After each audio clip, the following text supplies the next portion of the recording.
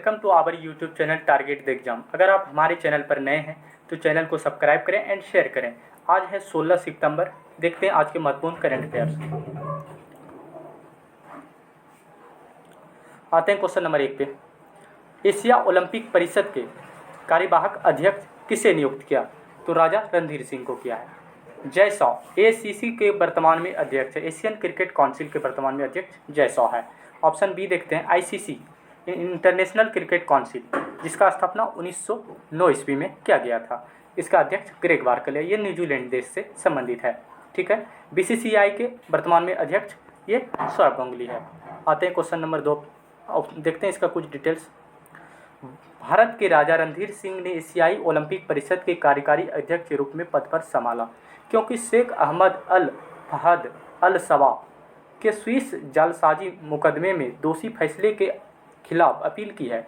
5 बार के ओलंपिक निशानेबाज और 1978 में एशियाई खेलों के स्वर्ण पदक विजेता सिंह को मानद जीवन उपाध्यक्ष के रूप में उसके पद से पदोन्नत किया गया था। अंतरिम अवधि के दौरान राजा रणधीर सिंह ओसीए अध्यक्ष के कर्तव्य और जिम्मेदारियों को पूरा करेंगे, जिसकी शुरुआत 13 सितंबर 2021 को होने वाली है। ओसीए कार्यकारी बोर्ड के बैठक से होगी।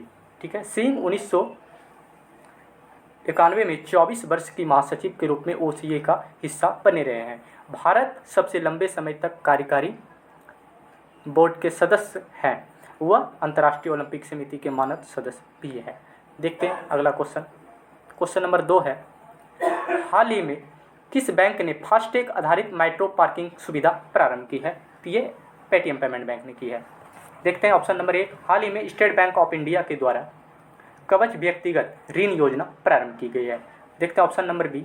एचडीएफसी बैंक के द्वारा महिला उद्यमियों के लिए स्मार्ट ऐप उन्नति कार्यक्रम की शुरुआत की गई है।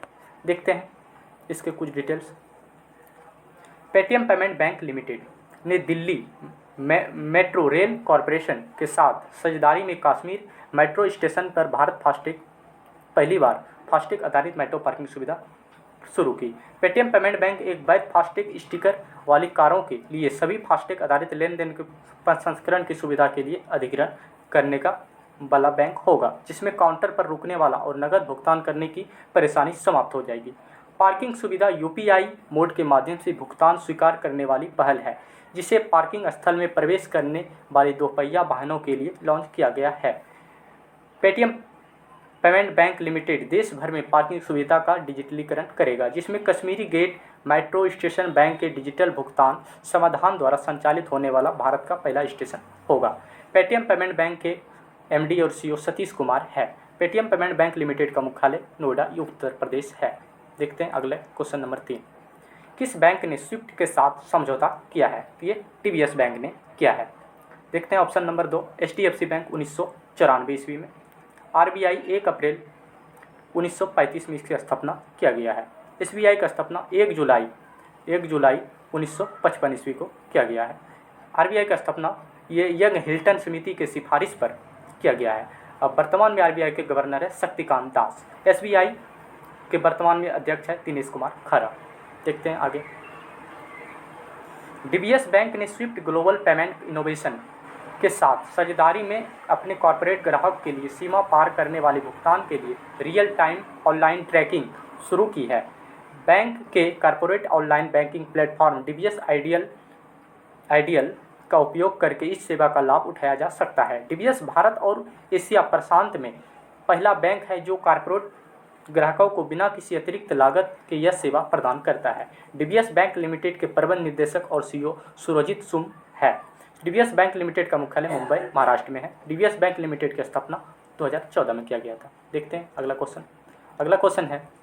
यूनेस्को साक्षरता पुरस्कार किसे प्रदान किया गया है? एनआईओएस। इसका फुल फॉर्म देखते हैं। National institute of open school. इसकी स्थापना 1989 में किया गया था। वर्ल्ड इकोनॉमिक फोरम, विश्व आर्थिक मंच के द्वारा विश्व प्रतिस्पर्धा सूचकांक जारी किए जाते हैं। WEF शांति का नोबेल पुरस्कार 2020 इसे प्रदान किया गया है। इसका मुख्यालय जेनेवा में है। WEF का मुख्यालय रोम में। देखते हैं अगला क्वेश्चन। शिक्षा मंत्रालय द्वारा संचालित राष्ट्रीय मुक्त विद्यालय शिक्षा संस्थान ने शिक्षा के प्रति अपने अभिनव दृष्टि के लिए यूनेस्को ने वैश्विक मान्यता प्राप्त की है। यह मानवता प्रौद्योगिकी सूक्ष्म समावेशी शिक्षण सामग्री के माध्यम से विकलांग लोगों को शिक्षित करने के लिए है। NIOS में कदम में भारतीय संस्कृत भाषा आधारित सामग्री पर विशेष ध्यान दिया गया है। NIOS को किंग सैनजोस साक्षरता पुरस्कार प्रदान करके जूरी ने डिजिटल मोड के माध्यम से सांकेतिक भाषा में शिक्षण सामग्री विकसित करके PSW शिक्षार्थियों को अद्वितीय शैक्षिक और भाषा आवश्यकताओं को प्रदान करने के लिए मूल्य मान्यता दी है। पुरस्कार विजेता कार्यक्रम डिजिटल उपकरण और स्थानीय भाषा के उपकरण पर केंद्रित है ताकि विकलांग व्यक्तियों को भारतीय संस्कृत भाषा आधारित सामग्री तक पहुंचने का विकल्प मिल सके। यूनेस्को का मुख्यालय फ्रांस पेरिस में है। यूनेस्को के प्रमुख में अध्यक्ष आंड्रो एल्जेलो हैं। यूनेस्को की स्थापना 16 नवंबर 1945 में किया गया था। देखते हैं अगला क्वेश्चन नंबर 5 है। राष्ट्रीय फ्लोरेंस नाइटिंगेल पुरस्कार 2021 किसे प्रदान किया गया है? तो ये भानुमति धिवला को किया गया है। कोनेरू हम्पी, ऑप्शन 1 देखते हैं। BBC sports women of the year इसे दिया गया है। Dhriti Banerjee zoological survey of India के महानिर्देशक प्रथम महिला महानिर्देशक बने हैं। अनामिका, ये हिंदी साहित्य का पुरस्कार, इसका पुस्तक है टोकरी में दिंगत। ठीक है, देखते हैं इसके बारे में कुछ। फ्लोरेंस नाइटिंगेल अवार्ड गुजरात के सर सयाजीराव जनरल हॉस्पिटल की नर्स भानुमति धिवला को दिया जाएगा। वह कोविड-19 पॉजिटिव गर्भवती महिलाओं की डिलीवरी के साथ साथ शिशु देखभाल की प्रभारी रही है। उन्होंने स्त्री रोग विभाग के साथ साथ बाल रोग वार्ड में भी काम किया है। 2019 में जब ये अस्पताल के वार्डों की बाढ़ की वजह से पानी भर गया था, उन्होंने स्त्री रोग विभाग और बाल रोग वार्ड में अपनी ड्यूटी निभाई। फ्लोरेंस नाइटिंगेल पुरस्कार भारतीय नर्सिंग परिषद द्वारा दिया जाता है। स्वास्थ्य कर्मियों के योगदान को मान्यता देने के लिए यह स्वास्थ्य और परिवार कल्याण मंत्रालय के तहत यह वैधानिक एजेंसी है। देखते हैं अगला क्वेश्चन। अगला क्वेश्चन है, अगस्त का ICC player of the month किसे प्रदान किया गया? तो ये जो रूट और एमियर रिचर्डसन को दिया गया है। तो ऑप्शन नंबर 4 हो जाएगा, 2 और 3 दोनों। ऋषभ पंत को ICC player of the month का पहला पुरस्कार फरवरी माह का दिया गया था। ठीक है, देखते हैं आगे है। इंग्लैंड के टेस्ट कप्तान जो रूट और आयरलैंड के एमियर रिचर्डसन को अगस्त 2021 के लिए ICC player of the month के विजेता के रूप में चुना गया है। रूट को भारत के खिलाफ टेस्ट श्रृंखला में अपने लगातार प्रदर्शन के लिए अगस्त के लिए ICC men's of the month चुना गया था, जो ICC विश्व टेस्ट चैंपियनशिप के अगले चक्र का हिस्सा थे। महिला क्रिकेट में आयरलैंड के एमियर रिचर्डसन को अगस्त सननिखेज रहा है उन्हें अगस्त 2021 के लिए ICC महिला प्लेयर्स ऑफ द मंथ चुना गया है। देखते हैं आगे। अगला क्वेश्चन है, 15 सितंबर को कौन सा दिवस मनाया गया? तो अंतर्राष्ट्रीय लोकतंत्र दिवस, इंजीनियर्स दिवस, विश्व लिम्फोमा जागरूकता दिवस, ये 15 सितंबर को मनाया गया। तो इसका आंसर हो जाएगा ऑल। देखते हैं इसके बारे में कुछ। हाल ही में भारत में हर साल 15 सितंबर को इंजीनियर्स डे मनाया जाता है। यह दिवस राष्ट्र के विकास के एजेंसी के योगदान को मान्यता देने के लिए मनाया जाता है। यह दिन भारत के इंजीनियर्स अग्रणी सर मोक्षगुंडन विश्वेश्वरैया की जयंती का प्रतीक। 1955 में भारत के निर्माण में उनके असाधारण योगदान के लिए उन्हें भारत रत्न से सम्मानित किया गया था। इन्हें ब्रिटिश नाइटहुड से भी सम्मानित किया गया था और उन्होंने 1912 से 18 तक मैसूर के दीवान के रूप में कार्य किया था। 1968 में भारत सरकार ने सर एम विश्वेश्वरैया की जयंती को इंजीनियर्स दिवस के रूप में घोषित किया गया है। सर एमवी को आधुनिक मैसूर का जनक भी कहा जाता है। तब से यह दिन सभी इंजीनियरों के लिए सम्मानित करने का स्वीकार करने के लिए मनाया जाता है जिन्होंने योगदान दिया है और अभी एक आधुनिक और विकसित भारत का निर्माण के लिए ऐसा करते हैं। देखते हैं अगला क्वेश्चन। अगला क्वेश्चन है, राजा महेंद्र प्रताप सिंह विश्वविद्यालय की आधारशिला किसने रखी? ये नरेंद्र मोदी के द्वारा रखी गई है। देखते हैं इसके बारे में कुछ।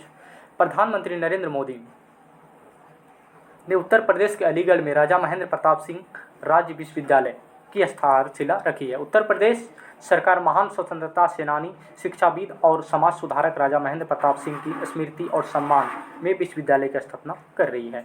विश्वविद्यालय अलीगढ़ में कोल तहसील के लोधा गांव और मूसेपुर करीम जरली गांव के 92 एकड़ से अधिक क्षेत्र में फैला होगा और अलीगढ़ मंडल ने 395 कॉलेज को संबद्धता प्रदान करेगा। देखते हैं आगे क्वेश्चन नंबर 9 है, हाल ही में किस खिलाड़ी ने अंतर्राष्ट्रीय क्रिकेट से संन्यास लेने की घोषणा की है?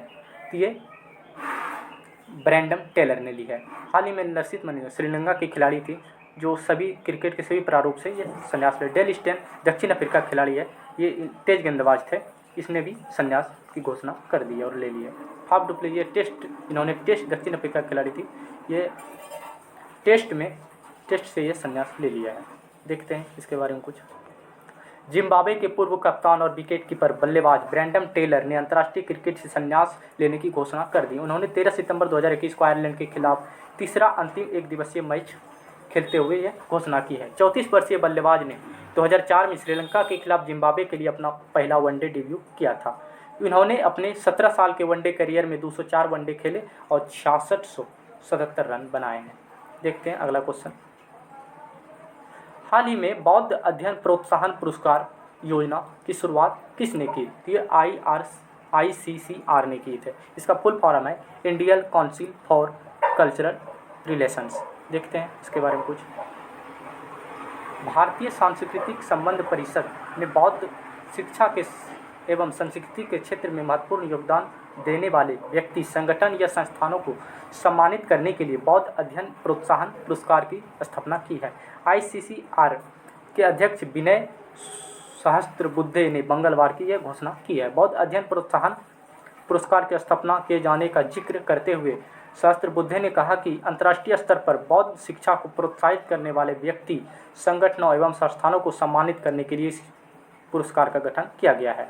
उन्होंने कहा कि इस पुरस्कार के तहत $20,000 प्रशस्ति पत्र और सोने की परत वाला मेडल दिया जाएगा।